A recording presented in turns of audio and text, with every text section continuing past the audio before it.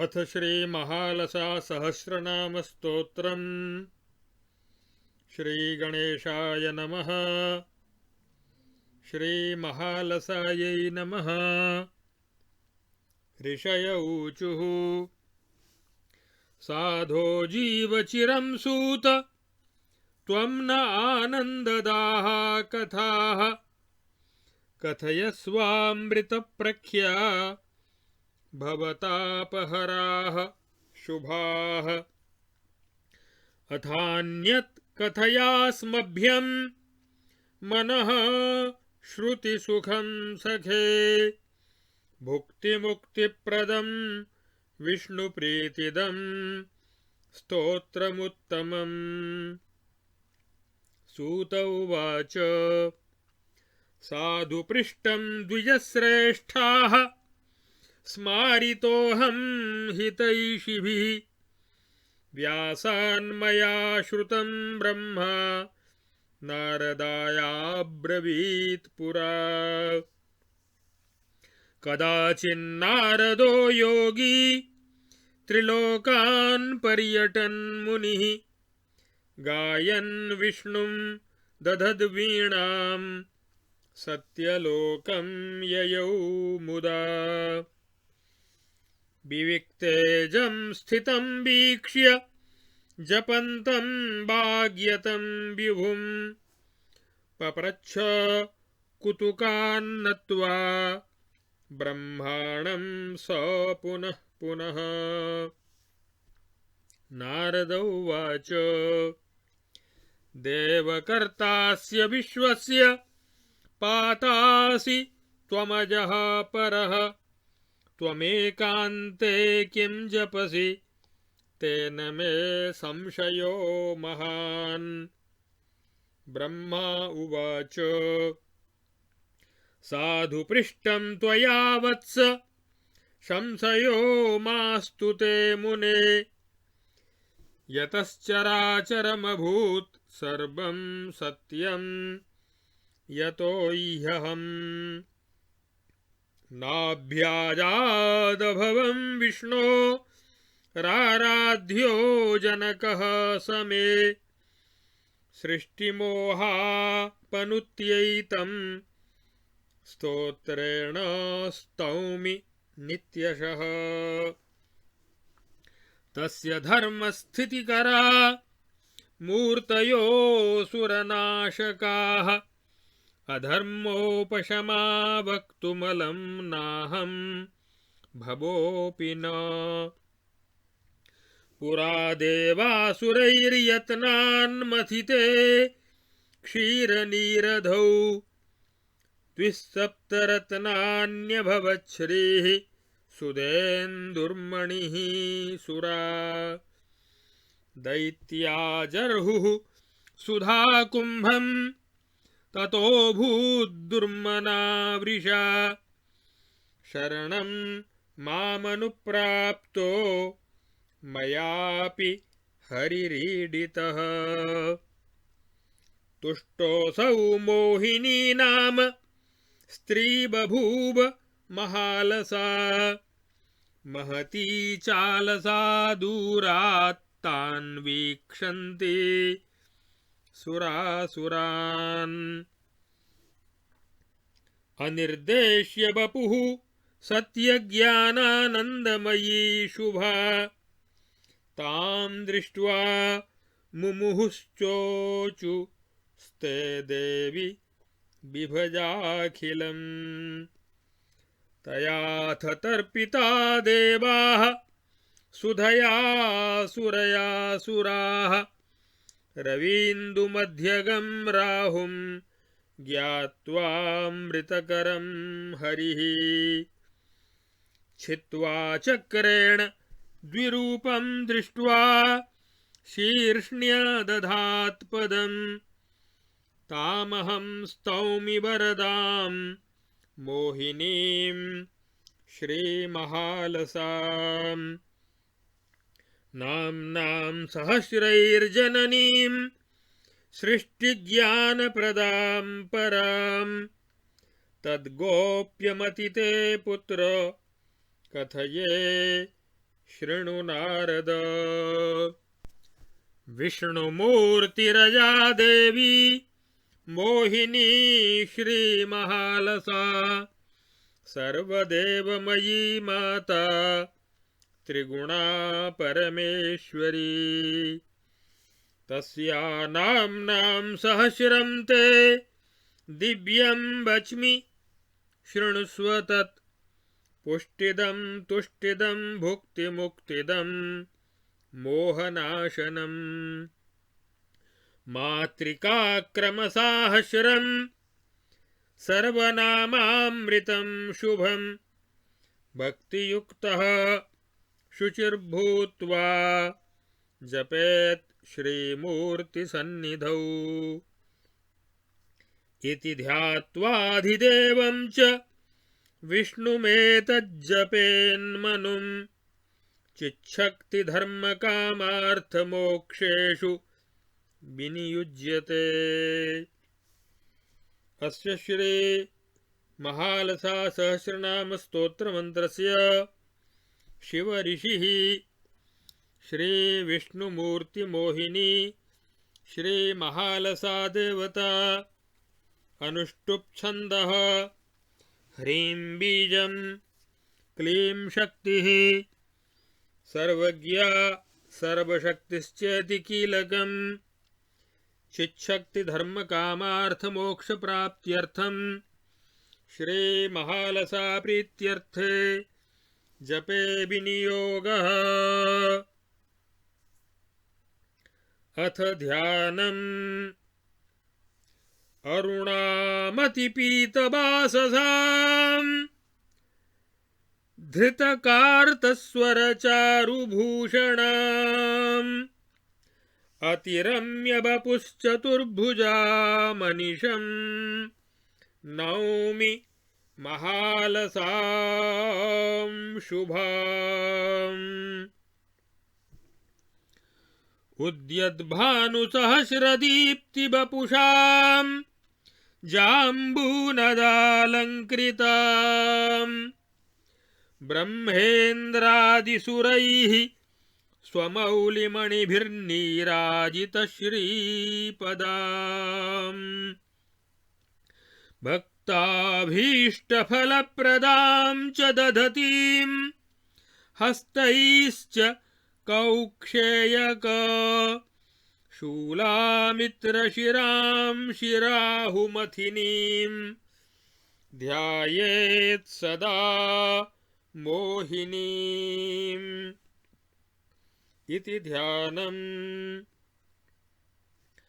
ओंकाररूपा नम्या च नयनानन्ददायिनी नित्यानतिप्रियानन्दा महादेवी महेश्वरी। महालसा विष्णुशक्तिर्महामाया महालया। सिद्धिर्धीरमृता नन्दानन्दाकूतिरनिन्दिता। आढ्या आर्या भया शक्या जया जेयामलामरा। अमूर्तिरदितिश्चार्यादित्यमाता गुणावनिः। आनन्दिन्यसुरघ्न्यर्ची रूपवत्यमृतप्रसूः। आकाररूपा अयोध्या असुरच्छिद अमरवल्लभा।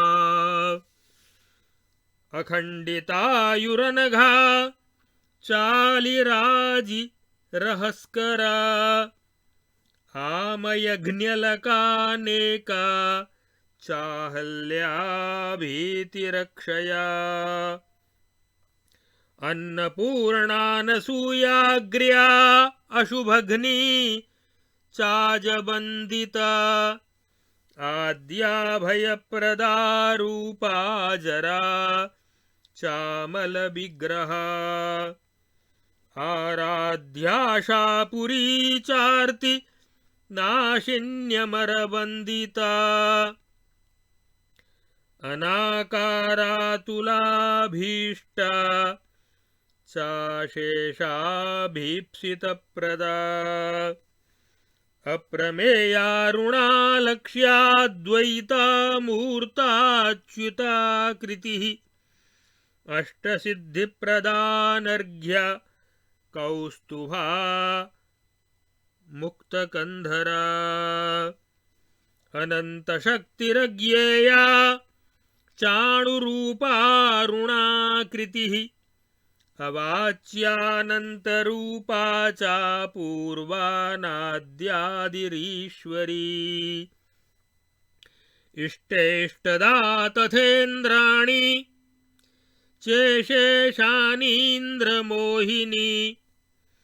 इलेशानमदघ्नी च ईशानवरदेन्दिरा इच्छेषत्फुल्लकमललोचनेन्दीवरप्रदा इडे भास्यनुतेशानप्रिया चेन्दुनिभानना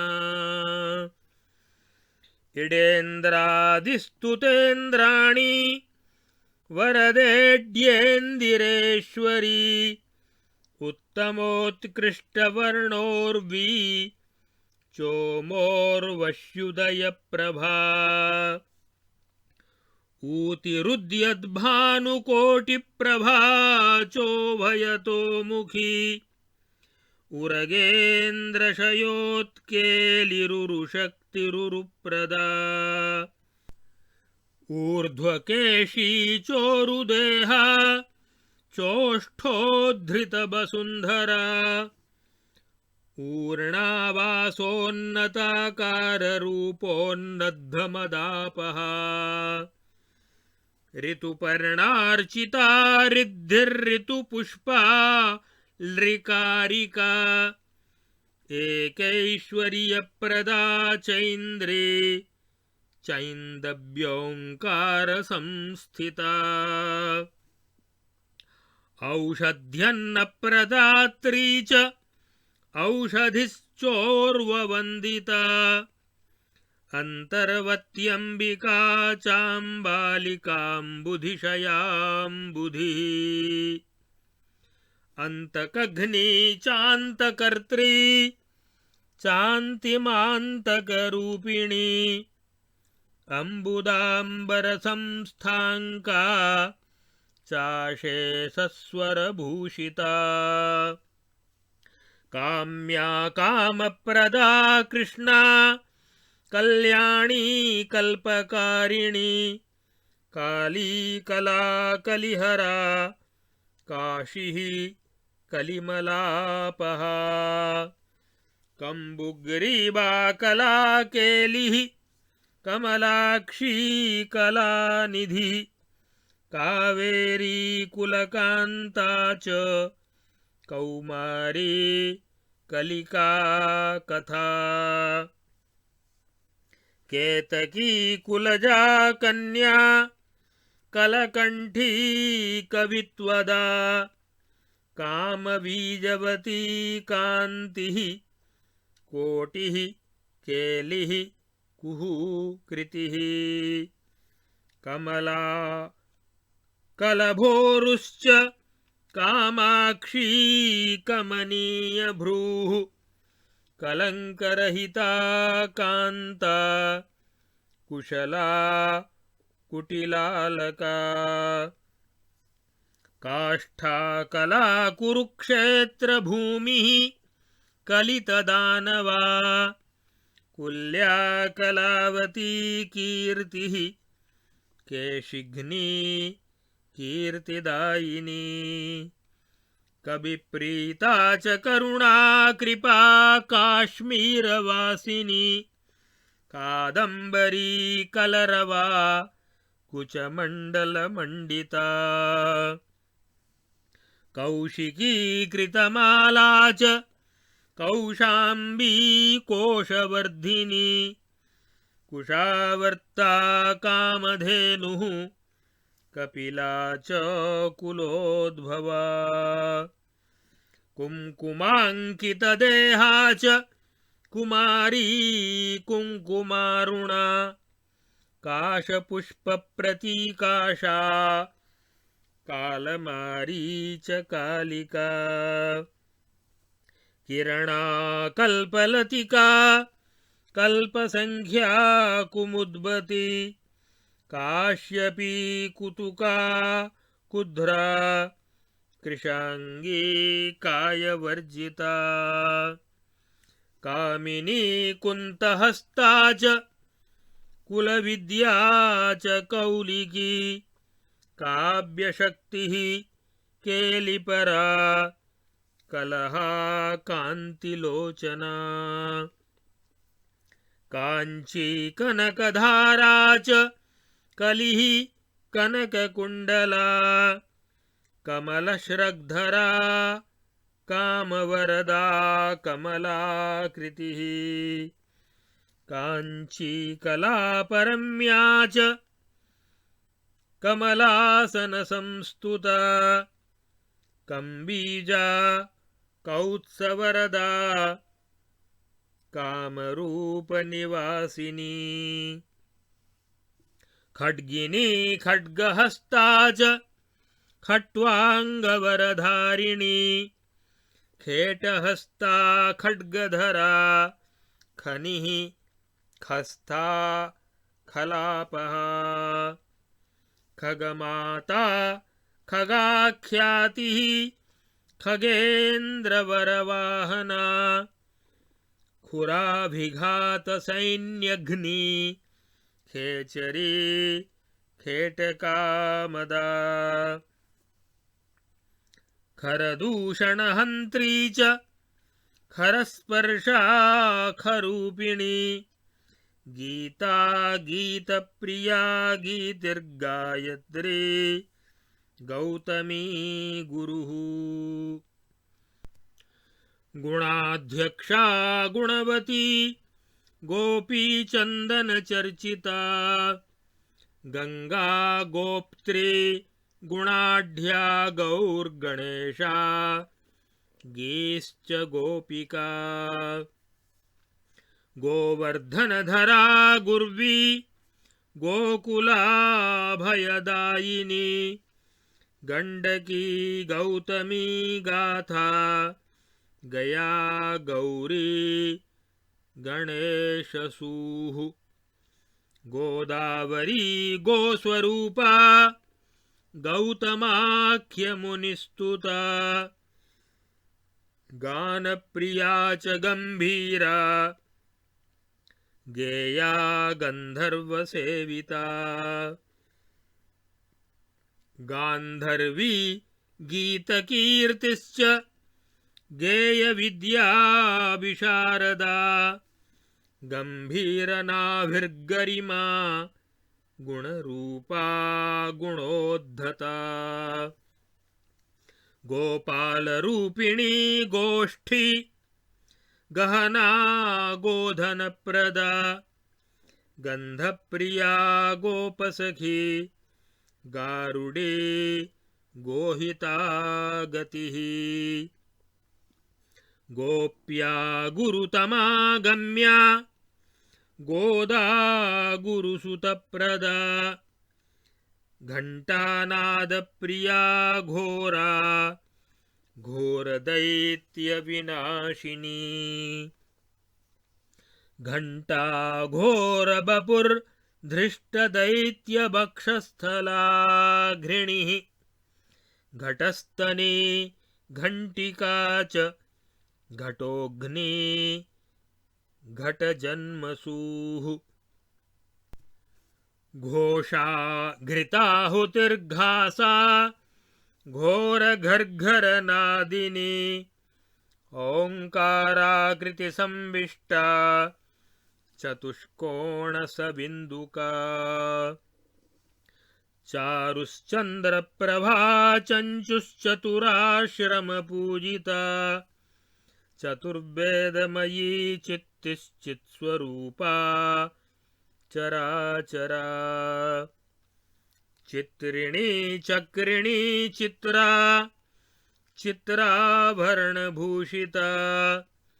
चाणूरमर्दिनी चण्डा चण्ड हन्त्री च चण्डिका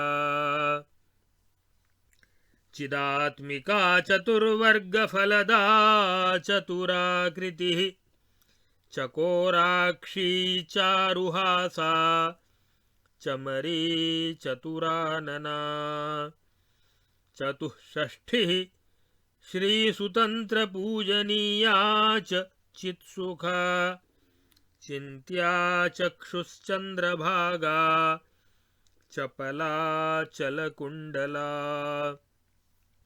चतुष्षष्टिकला ज्ञानदायिनी चाक्षुषी मनुः चर्मण्वती चन्द्रिका च चन्द्रमाता च चापिनी छत्रछाया छत्रवती छात्रबुद्धिप्रदा छविः छायाग्रहहरा छाया छद्मदैत्यविनाशिनी जया जयन्ती जयदा जगत्त्रयहितैषिणी जातरूपमयी ज्योत्स्ना जनता जातवत्सला जगती जंगमा ज्येष्ठा जन्मदा ज्वलितद्युतिः जगज्जीवा जगद्वन्द्या जरा मृत्युविनाशिनी जैत्री जीमूतसंकाशा जीवना जीवनप्रदा जितस्वाशा जितारातिर्जनित्री जनमोहिनी जलमूर्तिर्जगद्बीजा जननी जन्मनाशिनी जगद्धात्री जितेन्द्रा च ज्योतिर्जाया जनेष्टदा जीर्णा च जनमाता च जन्या जनकनन्दिनी जालन्धरहरा जातिर्जनलोक निवासिनी जया जय्या जयकरी जरायुर्जवना जविः जाम्बूनदविभूषा च ज्वाला जम्भबधोद्यता झल्लरी झङ्कृनिर्झम्पा झणझणितनूपुरा झङ्काररूपा झटिति वरदा झर्झरी झरिः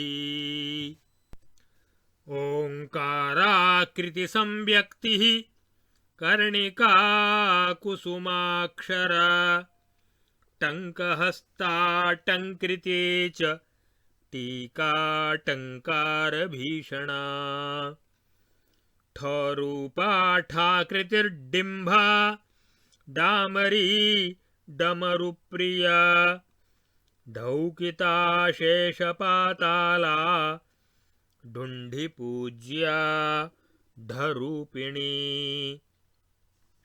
णकारकृत्यनुस्यूते इभदन्ताक्षमालिनी ताम्रपर्णी तीर्थमयी तापसी तापसप्रिया त्रैलोक्यपूजिता तारा त्रिपदा तोमरा त्रुटिः तन्तुस्त्रयी तनुस्तापी त्रिपथा त्र्यम्बकस्तुता तुला तामरसा भास्या त्रिलोकस्था त्रिविक्रमा तमालदलरुक्तन्वी तरुणी तामसी तरी तत्त्वतुष्टा तत्त्वरूपा तमोहन्त्री त्रिशक्तिधृक् तपस्विनी तपोयुक्ता तपस्वी कुलवन्दिता तापापहन्त्री च तार्क्ष्यमाता तृप्तिस्त्रपा तृषा तपःसिद्धिस्तपोनिष्ठा तृप्ता तापितदानवा था था थै थै थरी थार ताल विद्या विशारदा दया दया निधिर्दुःखहन्त्री दान्ता द्रुतेष्टदा दात्री दीनार्तिशमनी दैत्यदर्पविनाशिनी द्वारकादरपाणिर्दृग्दिव्या दिग्दमितेन्द्रिया दक्षा च दक्षिणा दीक्षा दीक्षिता दक्षपूजिता दीर्घकेशी दीर्घनिद्रा दयालुर्दनुजापहा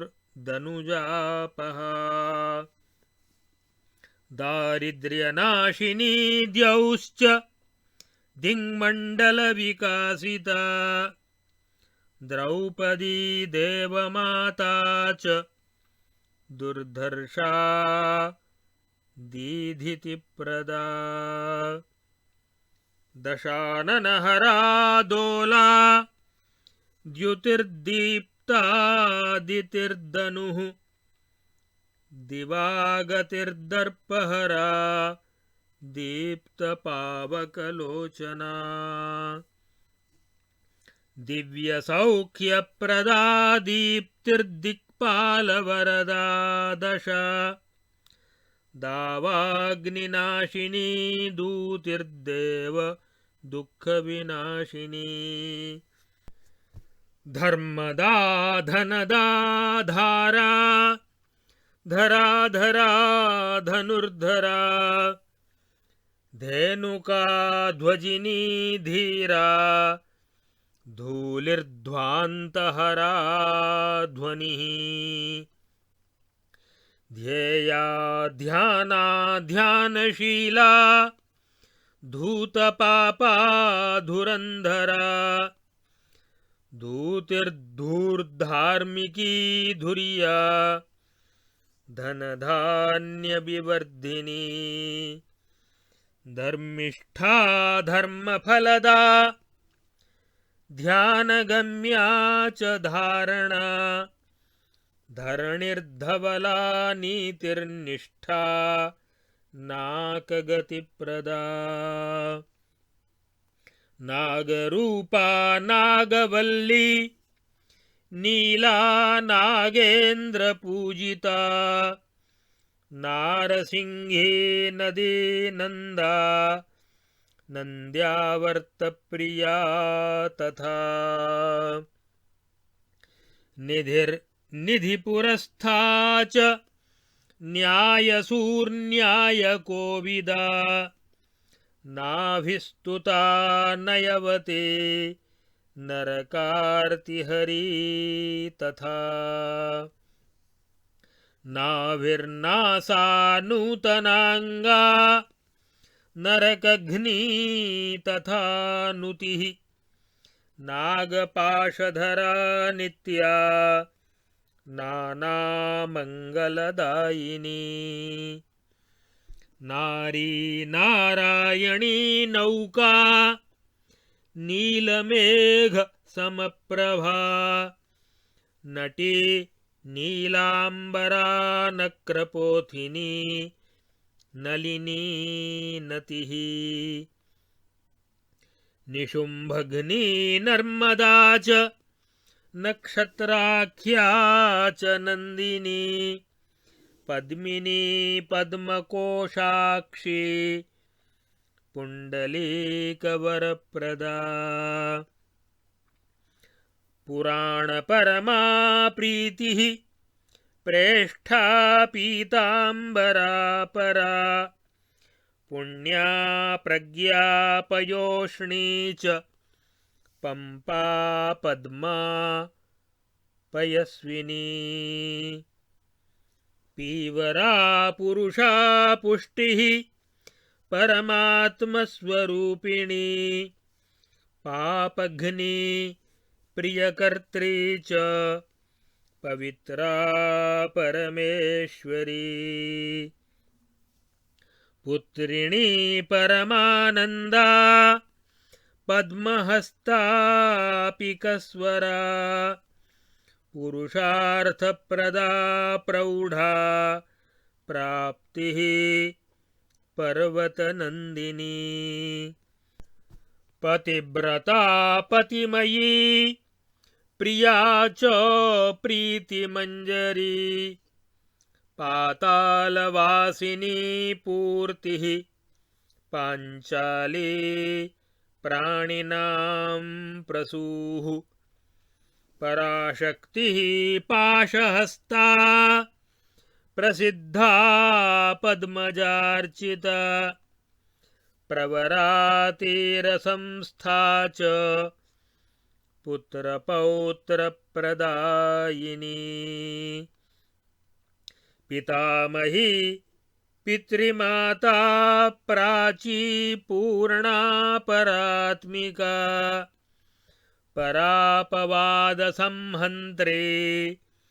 पतगेन्द्रकृतासना पतगेन्द्रशया पाकहन्त्री च परशुप्रिया फणिमाता च फलदा फलभुक् फेनदैत्यहृत्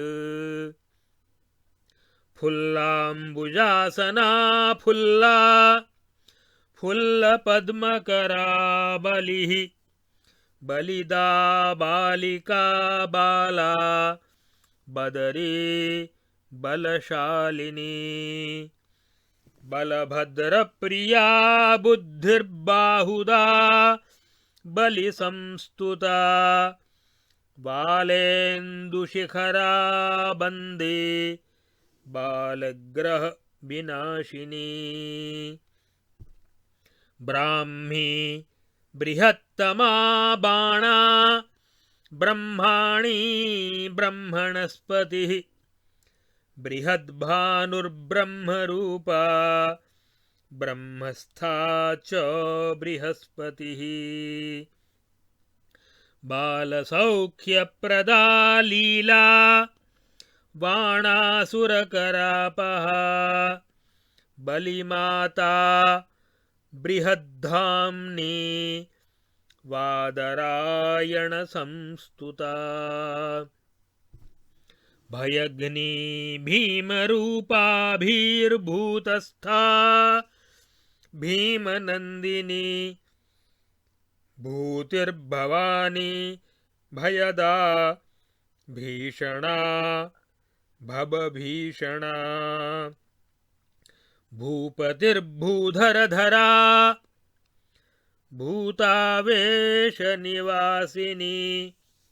भालनेत्रा भैरवी च भूतिदा भ्रामरी भ्रमिः भूर्भुवः स्वः स्वरूपा च भीमा भवभयापहा भीमभ्राजन्मणिग्रीवा भ्रातृपूज्या च भार्गवी भ्राजिष्णुर्भासुरा भास्या भानुकोटिसमप्रभा भक्तिगम्या भ्रमघ्नी च भक्तकामदुहा च भूः भवभीतिहरा भव्या भ्रान्तिर्भगवती मही महालक्ष्मीर्महाकाली महिषासुरघातिनी मत्तमातङ्गगमना मधुसूदनरूपिणी मधुप्रिया मधुरवाङ् मधुघ्नी मथुरा मधुः मालती कुसुमा रामा मदमन्थरगामिनी मातंगी मानदा माता मातृमण्डलवासिनी माया मान्या पुरी मुख्या मोक्षदा मीनरूपिणी मंदार भूधरधरा मंदार श्रग्धरा मखिः मातामही मातृमाता मध्यमा मानसी मनुः मेनका मुन्महेज्या च मोहिनी मंत्रदेवता मधुश्रवा मतिर्मेधा मनीषा मृत्युमारिका मृगत्वं मा मृगाक्षी च मोहहन्त्री मनस्विनी मनेप्सितप्रदा माता मदहिन्मदिरेक्षणा यमुना यमभीतिघ्नी यमलार्जुनमध्यगा यमलोकहरायाम्या योगिनी यमलायतिः यन्त्रोद्धारवती यात्रा योगनिद्रा यमप्रिया यशस्विनी योगिगम्या योग्या योगिजनप्रिया योगाङ्गध्यानशीला च यज्ञभूरियज्ञवर्धिनी योगपट्टधरा यज्ञा यज्ञाङ्गा यज्ञकामदा यज्ञरूपा यज्ञकर्त्री यत्तत्पदनिबन्धिनी यशोदा यादवीयूतिर्युद्धज्ञा यदुवंशजा यादवार्तिहरा युक्ता यक्षिणी यवनार्दिनी रक्तांबरधरा रक्ता रक्तबीजबधोद्यता रमणी राममूर्तिश्च रागिणी रक्तदन्तिका रतिप्रिया रतिकरी रक्तकेशी रणप्रिया रक्तकेयूरवलया रतिराग विवर्धिनी रोलम्बपूर्णमाला च रमणीया रमापतिः राकेशवदना रम्या रणितनूपुरा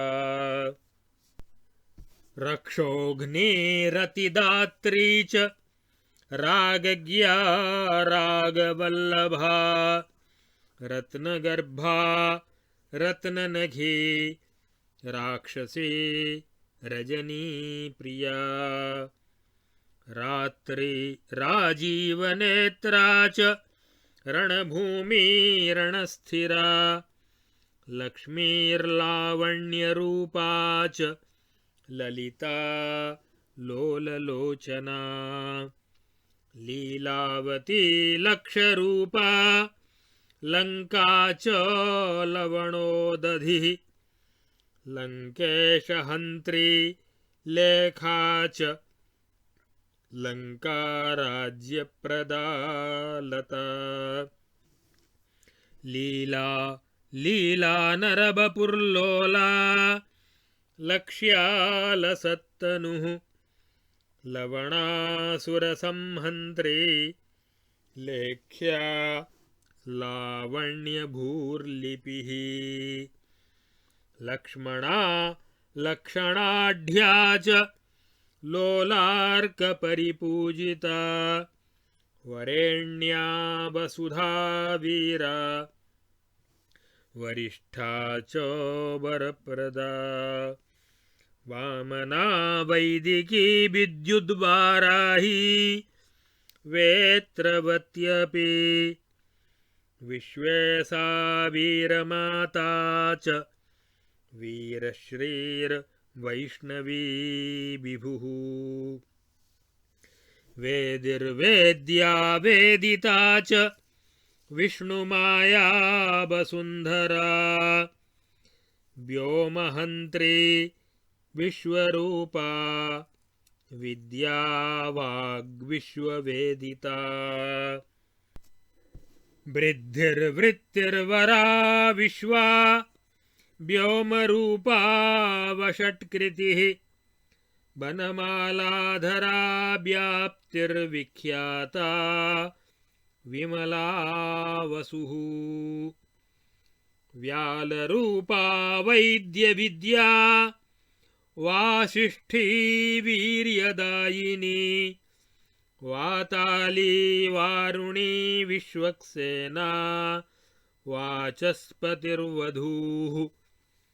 विरिञ्चि जननी वेदमाता वह्निस्वरूपधृक् वागुरा वधुरूपा च वालिहन्त्री वराप्सरा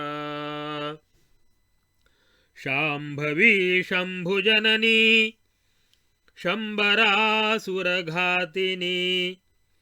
शाम्बरी शमनी शान्तिः श्रेष्ठा श्रीर्श्रीकरी शमी शातकुम्भमयी शक्तिः श्यामा शीलवती शिवा शालग्रामशिला शीता श्रीनिधिः श्रीमतिः शुभा शाकम्भरी शुचिः श्रद्धा शोणाक्षी शेषवन्दिता सताक्षी शबला शान्ता शस्ता शोकविनाशिनी शत्रुमारी शत्रुरूपा शरधन्वधरा श्रुतिः शरदिन्दुप्रभा शिक्षा शतघ्नी शान्तिदायिनी षण्मातृजननी षष्ठिः षष्ठिहायनरूपिणी षडङ्गज्ञा षड्विकाररहिता षोडशी कला सर्वज्ञा सर्वशक्तिश्च सुलभा सरयूः सखी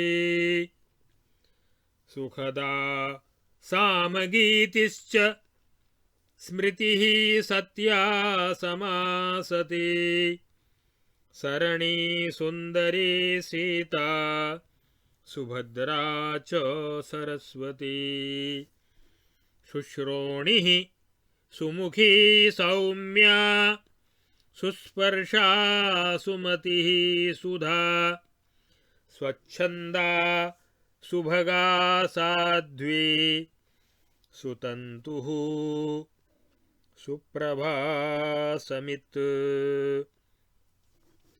सुस्पृष्टा सात्विके सारे सकलागमपूजिता हंसा हैहयसंहन्त्रे हर्षदात्रे हरिप्रिया हविर्हलधरा हन्त्रे ह्रीं बीजा हरवन्दिता हालाहलधरा होरा हयगा हतदानवा हयग्रीवतनुर्हैमी हंसोज्ज्वलशिरोरुहा हुंकारहतदैत्याहिर्हयघ्नी हंसवाहना हा हा गीतप्रिया हावभूमिर्हास्यप्रिया तथा क्षेमङ्करी क्षितिः क्षीरसमुद्रशयना क्षमा ज्ञेया ज्ञानस्वरूपा च ज्ञानदा ज्ञानदीपिका ज्ञानदीपिका ॐ नम इति। ब्रह्मा उवाच इतीदं जगदम्बायाः स्तोत्रं नारदते मया दिव्यं महालसाख्यातं विष्णुमूर्तेः सुखप्रदम् यश्चेदं पठते नित्यं नरो भक्त्या प्रसन्नधीः त्रिकालमेककालं वा देवी ध्यानपरायणः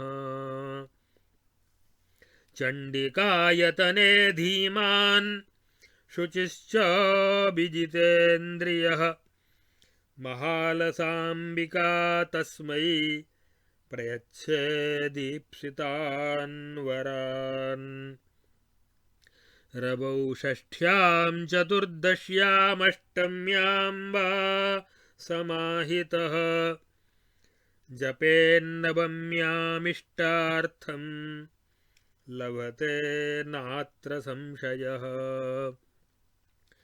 मार्गशीर्षे सिते चम्पाषष्ठ्यां देवीं हृदि स्मरन् जपेन्माघे रवौ षष्ठ्यां सप्तम्यां प्रयतो नरः अश्वत्थे राजवश्यार्थे गोष्ठे गोमान्धनी गृहे क्षेत्रे धान्यमभीष्टं स्यात् पुत्रार्थी देवतालये श्रीवृक्षे राज्यकामस्तु रोगघ्नः सूर्यसन्निधौ वाक्कामोऽभिमुखं देव्याः सर्वकामस्तथैव च शारदे नवरात्रेयः कृत्वा नित्यविधिर्व्रते दशावृत्त्या पठेद्धीमान् देव्याराधनतत्परः स्वप्ने मूर्तिं सपश्येद्धि वरदां श्रीमहालसां शतावृत्त्या पठन्नेतत्सर्वान् कामानवाप्नुयात् बिल्वपत्राब्जकुसुमैर्जातिचम्पककेतकैः तुलसीमञ्जरीभिर्वा पूगैरामलकैः